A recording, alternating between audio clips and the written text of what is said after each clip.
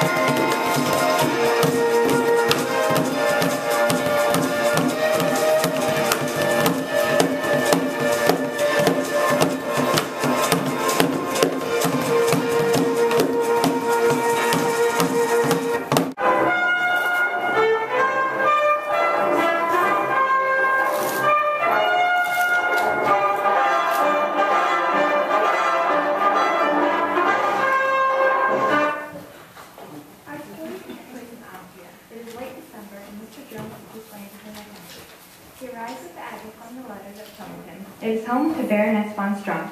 She is the wealthiest woman in Europe, but is never satisfied with what she has.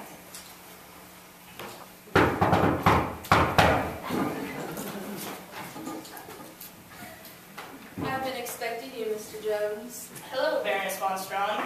I assume your presence here is to help me on my quest. I did not travel all the way to Austria for fun. Humor suits you well, Mr. Jones, but let's talk business. Of course. Now, I have a map piece to the greatest gift. And what do you think this is? Probably a portion of that map piece. Exactly. It leads to the greatest gift. All the money and gold anyone could ever wish for. Legend has it that that gift has not been seen by the likes of men in over 2,000 years. And your exploits suggest that you're the man for the job. Very well. I will go on your quest. Meanwhile, on the other side of the mountains, another side of this story emerges. Mr. Kernon, a ruthless, opportunistic man, also has heard the legend of the greatest gift. He wants to enter his hand into the game, but doesn't want to get his hands dirty. Instead, he has employed two thugs for hire. Donnie and Bobby Delancey claim that they have experience in these types of situations. This here is a map piece to the greatest wealth. I understand you two have experience finding rare artifacts. Yeah, we can get you the treasure. Well, what do we get in return? As a quarter of the wealth sound. You got yourself a deal. There will be other people looking, so do whatever is necessary to ensure I get that wealth. We won't let you down. Dr. Jones is preparing to embark on his mission. He's in a local village gathering supplies. An old friend of his, Shorty, who has helped him on previous quests, notices him and approaches him on the street. Dr. Jones! Shorty, What are you doing here? I'm on a quest. Do you want to help me out? Sure thing, Dr. Jones. Great. We need to find more map pieces. Okay. You go that way. I'll The Delancey brothers have arrived in the same local village and catch sight of Dr. Jones and Shorty. Standing out of sight of our adventurer and his friend, they discuss their next move. Bobby, hold up. That guy's a map piece. Let's get him. Or we could let us lead him to the treasure. But then he would get the treasure. Okay, then let's plant fake this to throw him off. I'll get the supplies. The Delancey brothers leave to gather the necessary supplies to plant a fake treasure chest. Meanwhile, Mr. Jones and Shorty split up to look for more map pieces. After all, one map piece is useless without the other. Place the chest right there.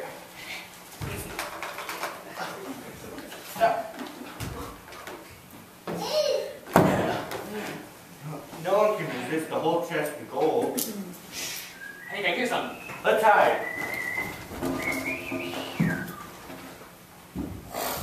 This is where my map piece ends. Surely it can't be that easy.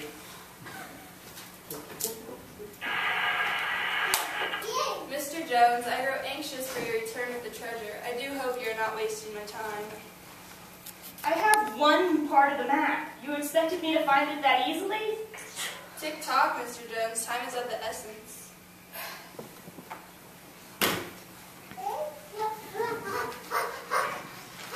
This chest could hold a clue, or the whole treasure if I'm lucky.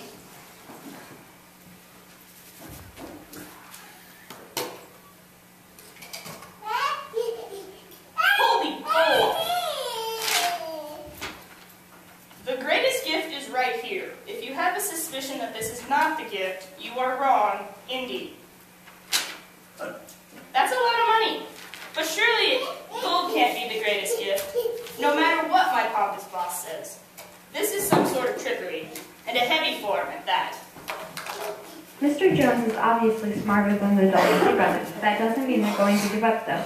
They still have a map piece. They wouldn't want to disappoint their boss, Mr. Kernon. That didn't work. You didn't fall for it. Oh, really, Sherlock?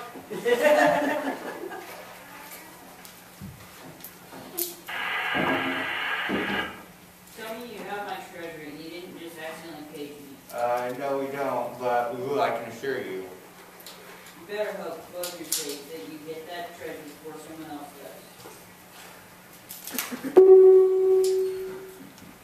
It's time for plan B. I'll get the supplies again. While the Delancey brothers work out the specifics for Plan B, Mr. Jones will meet another player in the game to find the gift. This mystery man may help Mr. Jones more than hinder him, but only time will tell.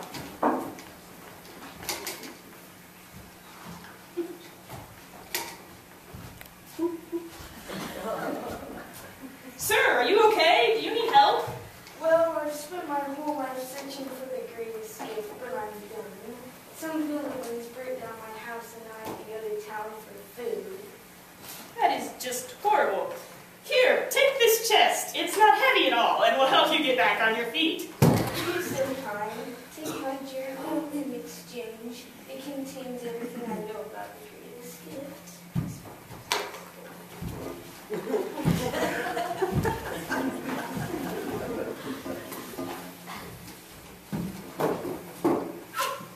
So the adventure continues. What a helpful old man. Too bad about his house, though. Sounds like something a thug would do. Still, Mr. Jones has gotten his hands on another map piece. That leaves 2 to go. Meanwhile, Shorty has also had some success. While visiting a nearby small village, he believes he has come across someone that can help them out.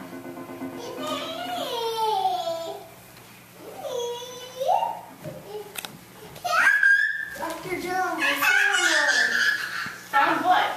one. A map piece. This boy has a map piece. That's great, Shorty. He sure looks hungry. Here, trade this eggplant soup. It's nutritious, and I just don't want to carry it around anymore. Take him back to the village, and I will meet you, here. Okay. Okay, I'll see you later. As Shorty discovers that third piece of the map, the Delancey brothers still have not been seen lately. Shorty goes to return the young boy back to the village, but trouble may be lurking right around the corner. Look, that kid is helping Jones. Grab him.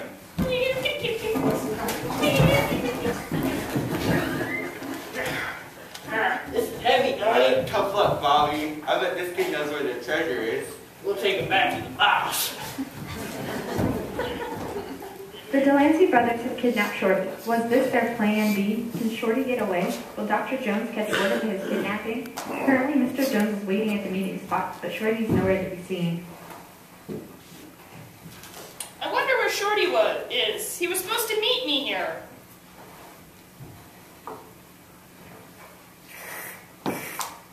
Mr. Jones, do tell me you have the treasure. I'm getting very impatient.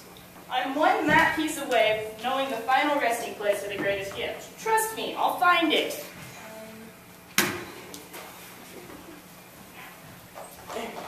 Let me go. No!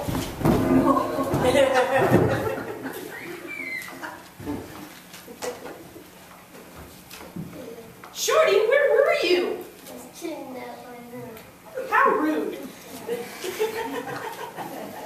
We finally know the resting place of the greatest gift, but I fear everything is not at all how the Baroness sees it. The Baroness is getting impatient for her treasure, but things are looking better. With all 4 map pieces, Mr. Jones may finally be able to find the greatest gift. Meanwhile, the other half of the treasure hunters are also going upset. But his hired goons decides to give him a call. It's a good thing he called too. They both look pretty unconscious to me.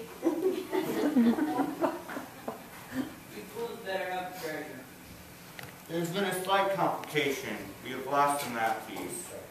You gotta find it, or else. Wake up, Bobby. We gotta go. Mr. Kieran is threatening us again. What do you say we didn't get it this Do time? you really want to find out? Not really. Let's go. Let's go. Mr. Jones and Shorty are in the final leg of their journey. They're about to arrive at the resting place of their greatest gift. Unfortunately, the resilient and freshly threatened Delancey brothers are hot on their trail. Will Mr. Jones get to the treasure before they do?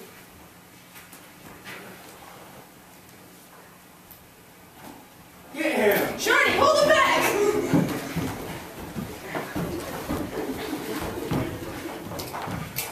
Where's the gold? You can tell your boss, whoever he was, that he was wrong. The greatest gift was never gold or riches. It was a gift sent from God. It was his own son, Jesus Christ.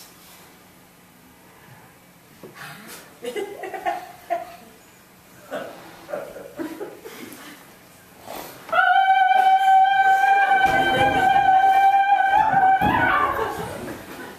on, Shorty, let's get out of here. We need to go tell my boss some depressing news. It looks like our heroes have won, but our tale isn't over quite yet. There's still Baroness von Strawn impatiently waiting at her mansion for her treasure. How will Mr. Jones inform her of his revelation?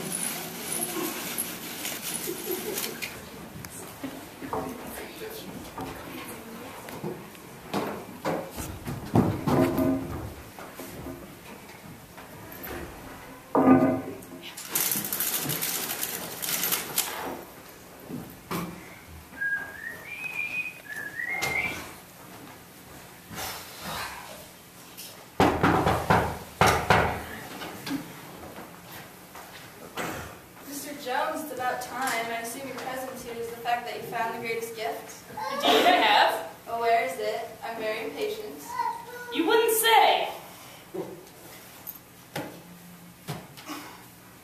Seriously, though, hand it over. Where is the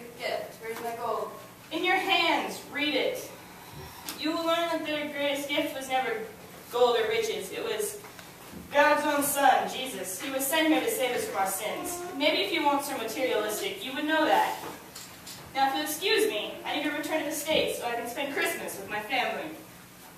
And that about wraps up our story. Mr. Jones will return home to his family for the holiday season, just in time to catch It's a Wonderful Life. Shorty returns to his village and moves to file a lawsuit against the Delancey brothers.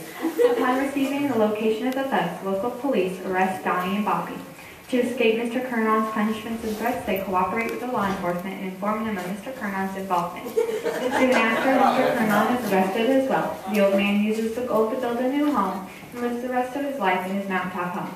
The Baroness is left alone in her mansion full of silver and gold, holding a single book, the Bible. After reading it, she realizes that she's been wasting her life. She sells many of her possessions and donates the money to help young children, like the young village boy.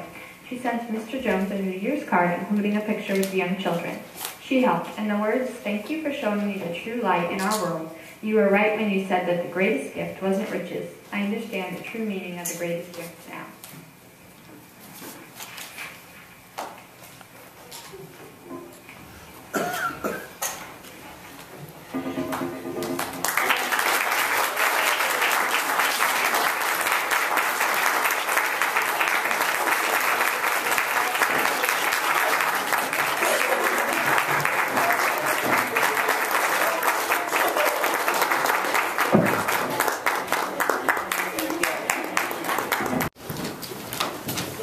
There were magi, also known as wise men, whose homes were in the east.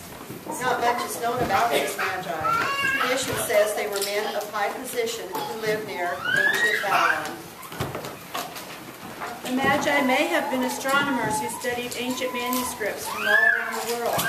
They may have studied copies of the Old Testament telling of the coming of a Messiah, or they may have had a special message from God. On this special night, as the Magi were studying, one of the Magi noticed a large glowing star in the sky. The star was so much brighter than any other star that had been seen before. He quickly called the others to see the star. The Magi knew that this star that was to appear in the heavens, and tonight was the night for it to first appear. It was toward the constellation of the Jews. They had been reading the Hebrew scriptures, which tells about the coming of the Messiah, the King of the Jews. Could this be the sign that would lead them to the Messiah? The Magi all agreed that they must follow this special star in the east. This special star would take them to the Messiah, the King of Kings. They agreed that they must go no matter how far or how long it takes. Yes.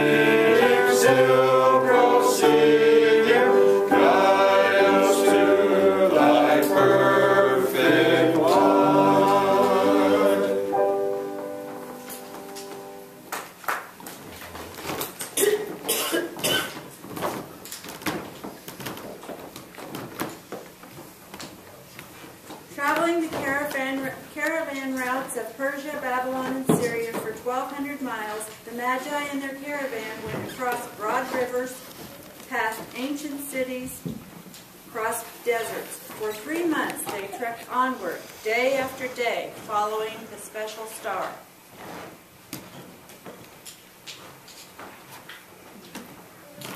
When the Magi reached Jerusalem, King Herod heard of the arrival of the Magi and that they were seeking the Messiah that King Herod had heard rumors about.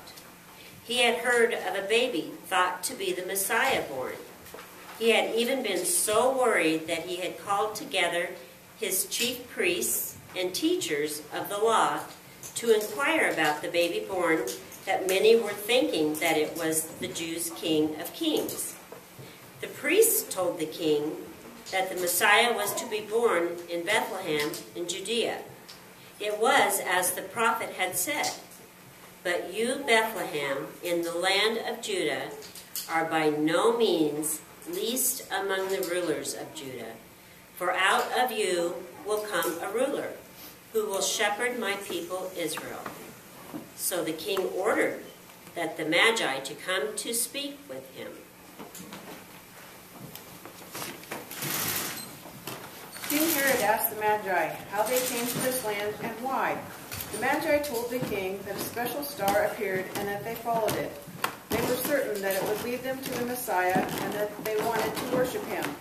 The king asked the Magi to continue their route, and when they found this king, to report back to him so that he would also go and worship him.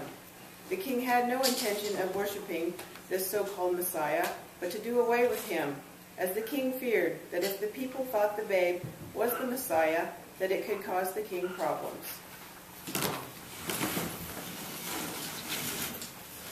So King Herod and all of Jerusalem were disturbed because of the promised king that had been born. Things have not changed through the years. Jesus still disturbs most people. In some, he awakens spiritual longings. In others, fear and insecurity. It is true that God entered our world when Jesus was born. We dare not sit by ignoring and rationalizing. We must acknowledge Jesus as the rightful king of our lives.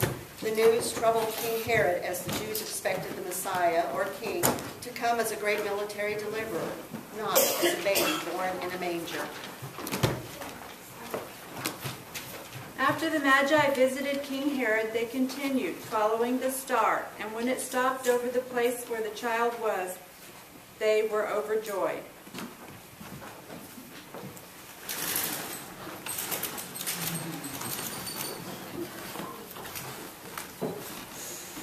The Magi entered and saw the child, bowed down, and they gave him their treasures, and presented him with the gifts of gold, frankincense, and myrrh.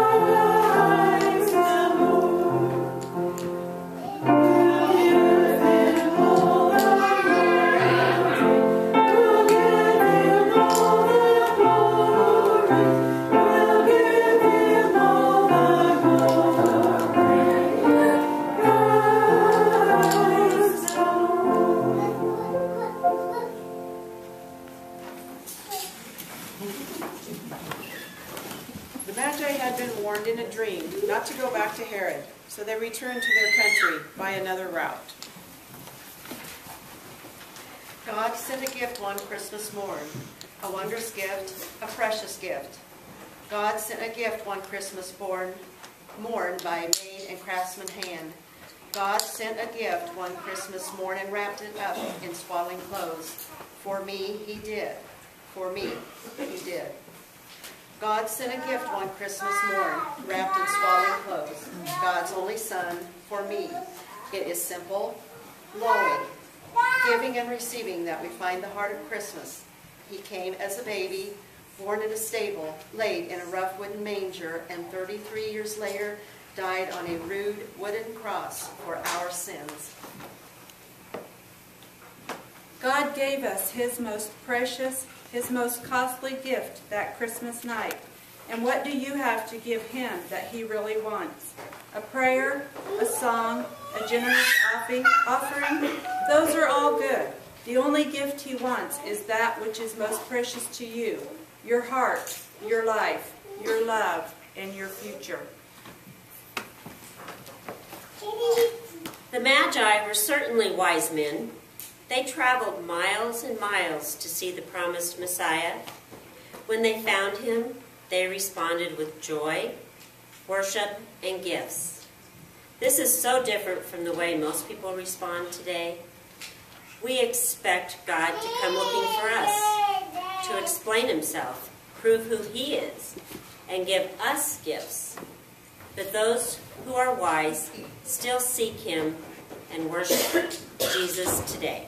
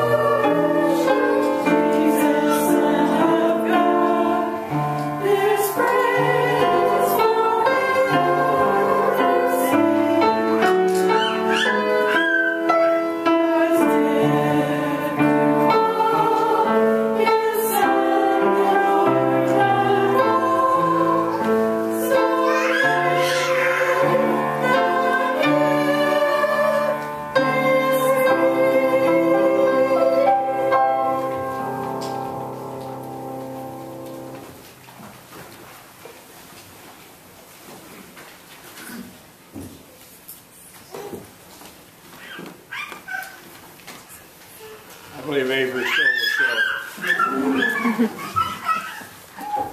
Folks, I think we need to just extend our appreciation for this great program.